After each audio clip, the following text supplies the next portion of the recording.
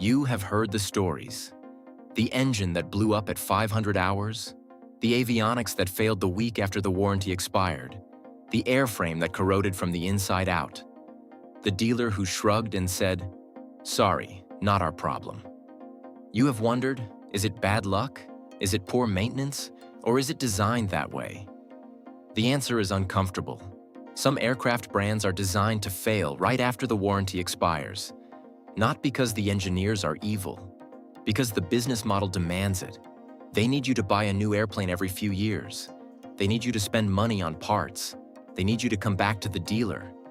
If the airplane lasted forever, the manufacturer would go out of business, so they designed them to break. Not immediately. That would be illegal. Just after the warranty, just after you have paid it off, just after you have fallen in love with it. That is the scam. And I am going to name the brands. Let me start with a story. A friend of mine bought a brand new 2021 Cirrus SR22. He paid $750,000. It was a beautiful airplane, leather, glass, air conditioning, the whole package. He loved it. He flew it every weekend. He maintained it perfectly. The warranty was for 3 years or 500 hours. At 3 years and 1 month, the air conditioning compressor failed. The repair cost $4,000. My friend paid it. At 3 years and 2 months, the alternator failed. Another $2,000. At 3 years and 3 months, the attitude indicator failed. Another $3,000. At 3 years and 4 months, the engine started running rough. The mechanic found a cracked cylinder. The repair cost $5,000. My friend called Cirrus. They said, "Sorry, the warranty is expired." He asked why all these things failed right after the warranty. They said coincidence. He does not believe them, neither do I. Here is the truth. Cirrus is not alone. There are 3 brands that are designed to fail right after the warranty. I am going to name them.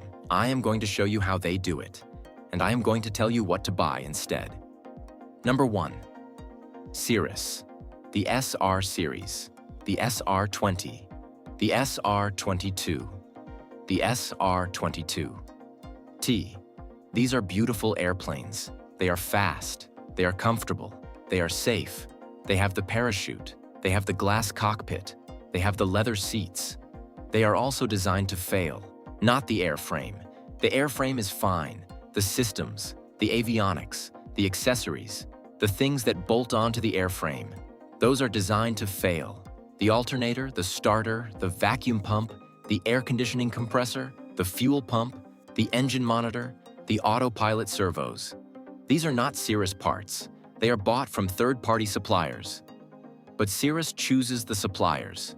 They choose the cheap ones, the ones that meet the warranty period and no more. They choose the parts that will fail at 400 hours, at 500, at 600, just after the warranty expires. That is not an accident. That is a procurement strategy. I have seen the data. I have talked to Cirrus owners. The average SR22 owner spends $5,000 a year on maintenance after the warranty expires. $5,000. On an airplane that is supposed to be modern and reliable. That is more than a Cessna 182 from 1970. Much more. The Cirrus owners pay because they love the airplane, because they are invested, because they cannot sell it for what they paid. They are trapped. That is the design, not to make a bad airplane, to make a profitable one. And profit comes from parts, from service, from the dealer network, from the captive owner who has no choice but to pay. Let me pause here. I want you to think about your own experience with Cirrus. Have you owned one? Have you maintained one? What failed? When did it fail? Go to the comments. Tell me. Because the data is out there. The owners know, the mechanics know, the dealers know. But the manufacturer will never admit it. They will tell you it is normal wear and tear. It is not. It is planned obsolescence. And it is working. Number 2. Diamond. The DA40. The DA42. The DA62. These are beautiful airplanes. Composite airframes, diesel engines, Glass cockpits. They are efficient. They are modern. They are also designed to fail. The Austro engines are the problem. They are Mercedes diesel engines adapted for aviation. They are complex. They have turbochargers, intercoolers, common rail fuel injection, electronic engine controls. They are not simple like a Lycoming. They have hundreds of parts that can fail, and they do fail. The turbocharger fails at 800 hours. The intercooler fails at 900. The fuel injectors fail at 1,000. The engine control unit fails at 1,100. The parts are expensive. The labor is specialized. The dealers are few. The owners pay. They pay thousands, tens of thousands. The warranty covers the first 3 years or 600 hours. After that, the owner is on their own, and the failures start. Not at 600 hours, at 700, at 800, at 900, just after the warranty. That is not bad luck. That is engineering. I have talked to Diamond owners, the ones who love their airplanes, the ones who will defend Diamond to the death. Even they admit the maintenance costs are high. Even they admit the engines are fragile. Even they admit the parts are expensive. They pay because they have no choice. The DA40 is a great airplane, but it is not cheap to own, not after the warranty. The manufacturer knows this. They count on it. They need the service revenue. They need the parts revenue. They need the dealer network to survive. So they design the airplane to need attention. Not too much, just enough. Just enough to keep the money flowing. That is the business model. Let me pause again. I want you to think about Diamond. Have you owned one? Have you maintained one? What has been your experience? Go to the comments, tell me. Because the diesel engines are the future. The Austro is the future. But the future is expensive. And the future fails. Right after the warranty. Number 3. Piper. The modern Pipers. The Archer 3. The Arrow. The Seneca 5. The M series. These are not the old Pipers. The old Pipers were simple. The old Pipers were durable. The old Pipers lasted forever. The new Pipers are different. They are built to a price. They are built to a weight. They are built to a schedule. They are not built to last. The interior is cheap. The plastic cracks. The leather fades. The switches break. The avionics are from the same cheap suppliers as Cirrus. The engines are Lycoming. That is fine. But everything around the engine is cheap. The fuel pump fails. The vacuum pump fails. The alternator fails. The starter fails. The exhaust system cracks. The baffling tears. The hoses dry rot. The seals leak. These are not design flaws. They are cost savings. Piper saves $50 on a part. The owner pays $500 to replace it. That is the math. That is the plan. I have seen the new Pipers. I have flown them. I have maintained them. They are not the same as the old ones. The old Cherokee from 1970 is a tank. The new Archer from 2020 is a rental car. It is fine for a few hundred hours. Then it starts to fall apart. The warranty covers the first 3 years, or 500 hours. After that, the owner is on their own. And the problems start. Not immediately, just after. That is the design. That is the business. That is why mechanics love new Pipers. They generate work.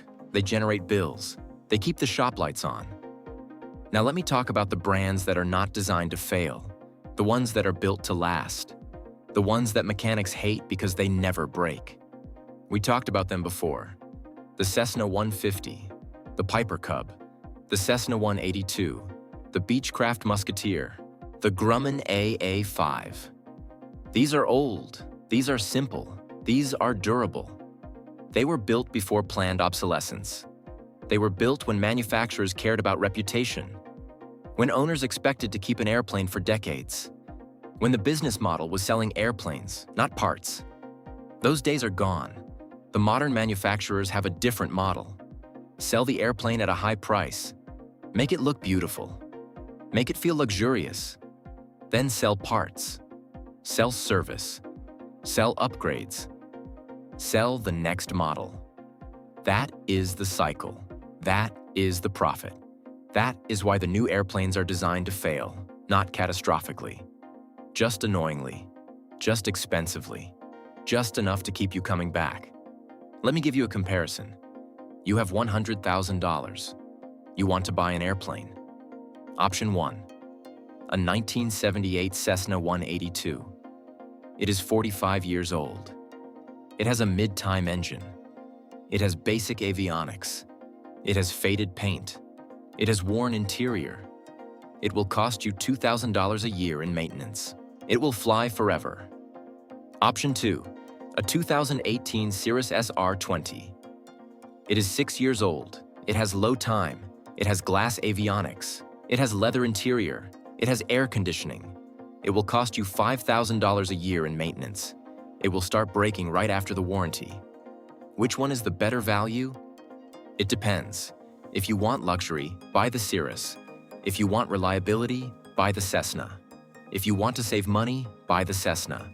If you want to impress your friends, buy the Cirrus. The choice is yours. But know what you are buying.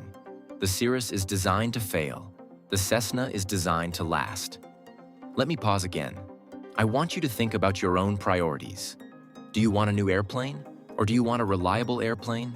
Do you want a luxury airplane? Or do you want an affordable airplane? Do you want to impress your friends? Or do you want to fly? Go to the comments. Tell me. Because the answers are different for everyone. But the physics are the same. Simple things last. Complex things break. New things are complex. Old things are simple. That is not nostalgia. That is engineering. Here is my advice. If you are buying a new airplane, understand the warranty. Read the fine print. Know what is covered. Know what is not. Know when it expires. Plan for the expiration. Set aside money for repairs. Because the repairs will come. Not maybe. Certainly. The manufacturers have designed it that way. They are not your friends. They are businesses. They need to make money. They make money by selling you parts and service after the sale. That is the model. Accept it. Or buy an old airplane, an unbreakable airplane. An airplane that was built before the model changed. An airplane that mechanics hate because it never breaks. That is your alternative. It is not shiny. It is not new. It does not smell like leather. But it flies. And it flies. And it flies. And it does not bankrupt you. That is the value. That is the freedom. That is the dream. Here's my final thought. The 3 brands I named are not evil. They are not criminals. They are businesses. They are doing what businesses do, maximizing profit. They have found a model that works. Sell a beautiful product. Make it last just long enough. Then sell the parts to keep it going. That is the same model as car companies, as appliance companies, as electronics companies. It is the modern economy. It is not going to change. The only thing that can change is you. Your expectations, your choices. You can choose to participate in the model. Buy a new Cirrus, pay for the maintenance, enjoy the luxury. Or you can choose to opt out. Buy an old Cessna, do your own work, live with the quirks, enjoy the savings. Both are valid. But know what you are choosing. If you buy a new airplane, you are buying a subscription to the dealer, to the parts supply, to the maintenance schedule, to the planned obsolescence. That is the deal. Accept it, or buy something else. I want to hear from you. Have you owned a new Cirrus? A Diamond? A Piper? Did it fail after the warranty? How much did it cost? Go to the comments. Tell me.